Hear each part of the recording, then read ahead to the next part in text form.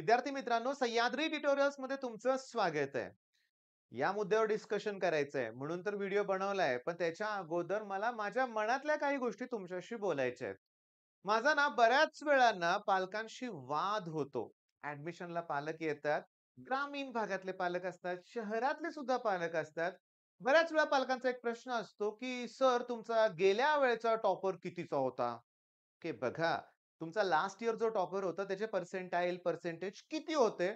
असा जेव्हा पालक एखादा मला प्रश्न विचारतो, तेव्हा मी इमिडिएटली त्या पालकांना विचारतो, गेल्या वर्षीचा जो टॉपर होता, तो स्टुडंट आणि तुमचा स्टुडंट काय संबंध आहे? ओके, तुम्ही हा प्रश्न का विचारताय? म्हणजे बघा, मला सांगायचंय काय, मला ह्या मुद्द्यावरच बोलायचंय. आता तुम्ही जर माझ्या ऑफलाईन क्लासला व्हिजिट दिली असेल, ओके, तुम्ही साताऱ्यातील असाल किंवा बरेचसे लोक असे आहेत, की जे माझ्या इथं मला भेटून गेलेत. तर तुमच्या लक्षात आलं असेल, की क्लासच्या बाहेर सुद्धा मी बॅनर लावलेला नाहीये. माझं साताऱ्यात कुठे मी बॅनर लावत नाही, की जिथं मी टॉपर्सचे फोटो लावतो. नाही. इथं ना तोच मेन एक असा पॉइंट आहे, की ना लक्षात घ्या, इथं पालक फसतोय. ओके. बॅनरवर फोटो पाहिजेत. तुमच्या क्लासच्या बॅनरवर 20-30 मुलांचे फोटो लावा. पालक जातो येतो तुमच्याकडे क्लासला ॲडमिशन घ्यायला. मग इथं बऱ्याच लोकांच्या लक्षात येतंय, की टॉपरला प्रमोट करा. त्याला सांगायला लावा, म्हणायला लावा, की तो माझ्याकडेच शिकलाय. तो माझा स्टुडंट आहे. मग बाकीचे इन्फ्लुअन्स होतील. मग माझ्याकडे विद्यार्थी येतील. हे असं बऱ्याच क्लासवाल्यांना वाटतं. ते मला कधीच वाटलं नाही पहिल्यापासून. आता मी माझ्या मुलाबद्दल बोलतो. मी तुम्हाला सांगतो, लक्ष द्या व्यवस्थित. माझा मुलगा पण टॉपरच आहे. तो आता सी-यू-ई-पीला फायनल इयरला आहे. हां, 99.7 पर्सेंटाइल होते. 99.74 पर्सेंटाइल होते. ओके. 99.9 नव्हते किंवा 100 पण नव्हते. पण मी तुम्हाला सांगू का? मला प्रामाणिकपणे तुम्हाला सांगायचं आहे, की मनीषनं फिजिक्सचा अभ्यास करत असताना आर-जी सर यांची सुद्धा हेल्प घेतली. त्याचबरोबर सगळ्यात important Nishant Patwardhan sir. Okay. Matrix science academy. आमचे सगळ्यांचेच ते फेव्हरेट आहेत. बरं मी तुम्हाला सांगू का? मग हे सांगायला मला काही प्रॉब्लेम नाहीये. हां, घेतली त्यांची हेल्प. आहेत ते बेस्ट. मग प्रॉब्लेम काय? मग ह्यांची नावं घेतल्यानंतर माझे ॲडमिशन्स कमी होतील? नाहीत होणार, नाही होणार. पण बाकीचे तसं करत नाहीयेत. मी तुम्हाला सांगतो इंटरव्ह्यू घेतले जातात टॉपर्सचे. Okay, podcast, interview. मग त्यात त्यांनी माझंच ॲप्लिकेशन कसं वापरलं, मग मीच कसा बेस्ट होतो, असंच त्यांच्यावर म्हणून घेतलं जातंय आणि हे कुठेतरी थांबलं पाहिजे. इथं कॉन्ट्रोव्हर्सीज क्रिएट होतायत. आता मी तुम्हाला आणखीन एक सांगतो बरं का. ओके. पहिल्यांदा नाव घेऊया आपण स्टुडंटचं. कृष्णा. कृष्णा वारफाडे. ओके. मी तुम्हाला सांगतो ॲक्चुअली मी कृष्णाशी बोलायला पाहिजे होतं ह्याच्याविषयी, की चला मी ठीक आहे तुझं नाव घेतोय. पण माझं कसं असतं माहिती का, की प्रत्येक व्हिडिओ मी असं इन्स्टंटली बनवतोय. अशी कुठे स्क्रिप्ट वगैरे तयार करत नाहीये. कृष्णा जो आहे तो सी मध्ये आहे. तो राहतो माझ्याच मुलाबरोबर, ओके. पण कृष्णानं मॅथ्ससाठी दिनेश सरांचं घेतलंच होतं. टेस्ट सीरीज घेतली असेल किंवा ऑनलाईन सबस्क्रिप्शन घेतलं असेल, पण घेतलं होतं. तो दिनेश सरांना फॉलो करत होता. ओके. ऑब्व्हियसली फिजिक्ससाठी त्याच्याकडं आर-जी सर होतेच. ओके. आर-जी सरांचं सुद्धा त्याने सबस्क्रिप्शन घेतलेलंच होतं लक्षात घ्या. आणि आपल्या सुद्धा क्रॅश कोर्समध्ये तो होताच. मी तुम्हाला सांगतो कृष्णाचे पालक मला जेव्हा भेटायला साताऱ्यात आले होते नागपूरवरून, मला एवढा आनंद झाला होता, की इतक्या लांबून आपल्याला पालक भेटायला येतायत. पण मी तुला सांगतो, मला सांगतो, मी कधीही त्याचं नाव हायलाइट केलं नाहीये, कारण माझं एकट्याचं श्रेय नाहीच आहे. ते मेन स्टुडंटचं श्रेय आहे मी तुम्हाला सांगतो. एखादा टॉपर आहे ना, त्यात 99.999% क्रेडिट हे त्या स्टुडंटचं आहे.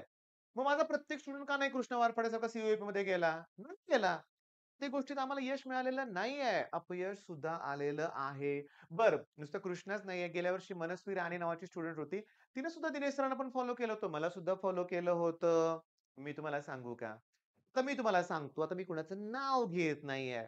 पण माझे या वर्षीच्या ऑनलाईनचे स्टुडंट जे आहेत ना, आता बऱ्याच मुलांचे नंबर सगळ्यांचे नंबर सेव्ह असतात. मी तुम्हाला सांगतो, त्यांचे जेव्हा त्यांच्या ऑफलाईनमध्ये झालेले सत्कार जेव्हा मी बघतो ना, तेव्हा मला आनंदच होतो, की मला असा राग येत नाही. अरे, माझ्या ऑनलाईन क्लासला होती आणि तिथं असं नाही का ते मुलांचा बघा सत्कार होतो, फेटे घालून, ते झेंडूची फुलं, त्याची माळ, पुन्हा मिरवणूक वगैरे निघते.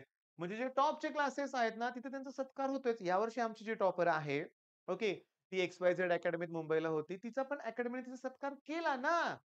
मग प्रॉब्लेम काय आहे? तिथंही मार्गदर्शन तिला मिळालंच ना. मी असं म्हणत नाही, की नाही ऑफलाईनचे सगळे खराबच आहेत किंवा ऑनलाईनच फायद्याचं आहे, असं पण नाहीये.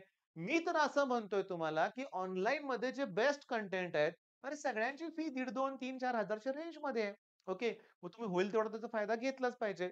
विषय मुद्दा काय आहे इथं, पहिली गोष्ट म्हणजे, की टॉपर स्टुडंट हा ना, कष्ट केलंय त्यानं. प्रचंड कष्ट केलंय. आता मेन बोलायचं आहे कॉन्ट्रोव्हर्सी बद्दल. मी तुम्हाला सांगू का?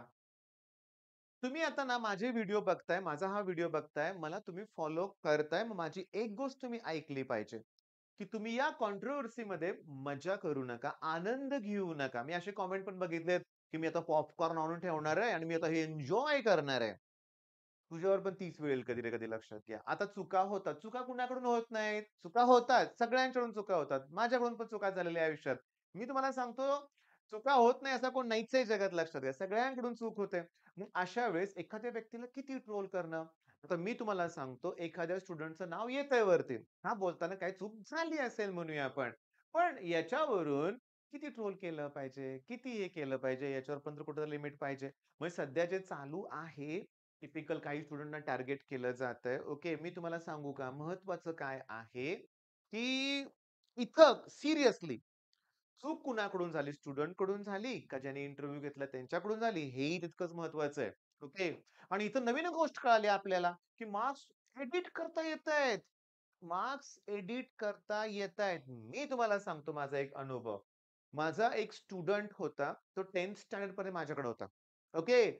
आणि माझं कसं आहे माहिती आहे का, मी तुम्हाला सांगतो, की त्या काळात ऑनलाईन तर नव्हतंच रे. त्या काळात तर अकॅडमीचं फॅड सुद्धा नव्हतं. Regular college, okay, regular college आणि ऑब्व्हियसली आमच्या इथे 2च कॉलेज, 3 वाय-सी, सयाजी आणि एल इथे सगळे टॉपर असायचे.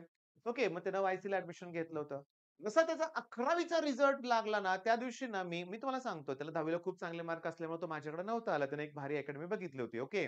पण मी त्याच्या घरी गेलो मला रिझल्ट दाखवायचा आहे. त्या दिवशी त्याला रिझल्ट सापडलाच नाही. नेक्स्ट डे तो रिझल्ट घेऊन आला होता माझ्याकडं आणि फिजिक्स, केमिस्ट्री, मॅथ्स सगळ्या विषयात एक्स्ट्राऑर्डिनरी स्कोर 11th मध्ये होता. मग मी त्याला म्हटलं, "ओके, आता काही नाही प्रॉब्लेम. मला माझी काळजी मिटलेली आहे. तुझं चांगला चाललंय ना अभ्यास? ओके. काही प्रॉब्लेम नाहीये." असं मी का केलं? कारण मला 11वीत कमी मार्क पडले होते. मला माहिती आहे. टॉपर मी 10वी पर्यंत होतो ना. मला पण वाटतं, की माझ्या बाकीच्या मुलांचं असं व्हायला नको. ओके.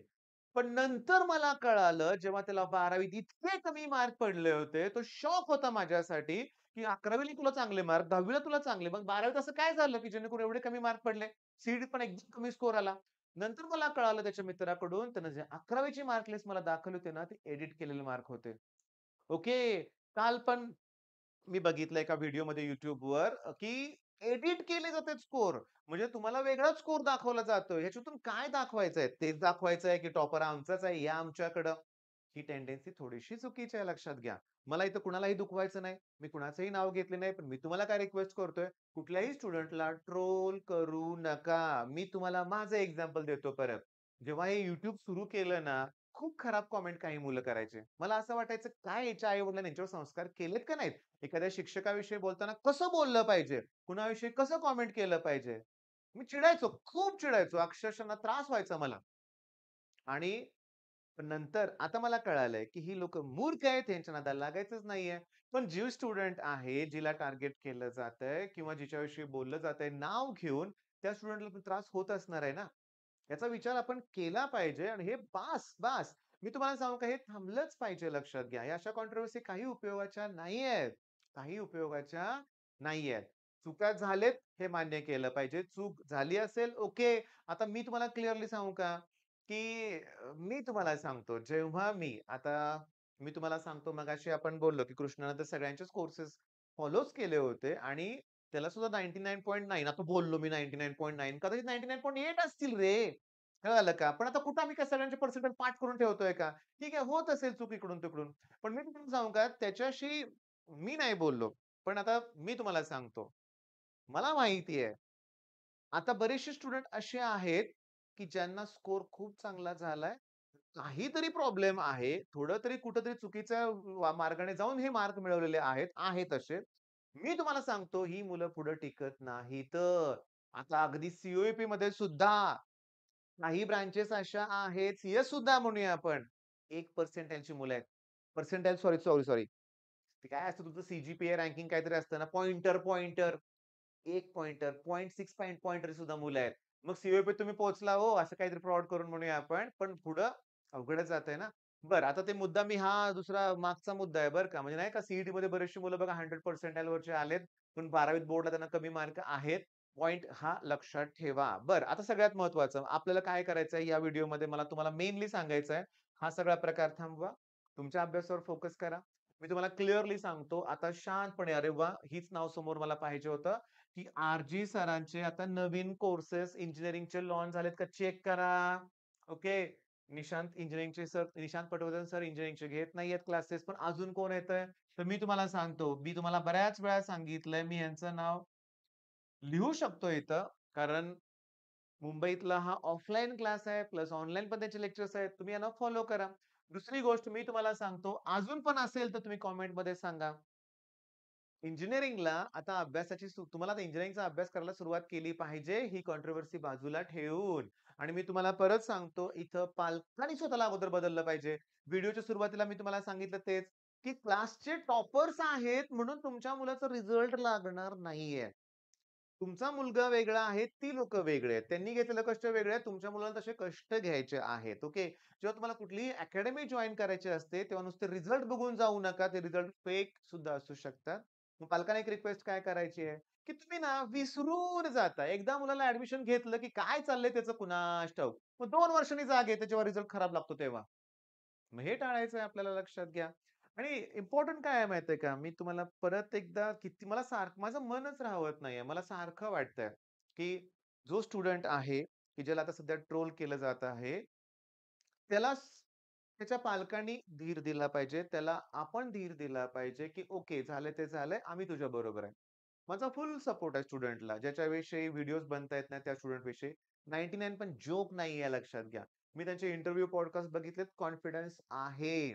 आ आहे म्हणजे हेच लक्षात घ्या. मग आतलं आपल्याला पुढे जायचंय झालेलं सगळं विसरून. पण मी तुम्हाला बोललो, जो मलाच मानसिक त्रास होत असेल, तर स्टुडंटला पण त्रास होत असणार आहे. त्यामुळे तो त्रास आपण इथं वाढवायचा नाहीये लक्षात घ्या. कुठेही त्या आता माझ्या या व्हिडिओ खाली पण तुम्ही कमेंट करा. स्टुडंटचं नाव लिहाल, कॉन्ट्रोव्हर्सी लिहाल, असं लिहाल, तसं लिहाल. नका लिहू. नका कमेंट करू. ओके. तुम्ही आणि सगळ्यात महत्त्वाचं, मी माझ्या आयुष्यात काय शिकलोय माहितीये का? की तुम्ही कधीही दुसऱ्याला त्रास होईल असं वागू नका. जर वागला ना, तर तुम्हाला त्रास होणार आहे लक्षात घ्या. मी शिकलोय. माझ्याकडून चुका झाल्यात. हां, माझ्या वागण्यामुळे बरेच जण दुखावले गेलेले आहेत. हो.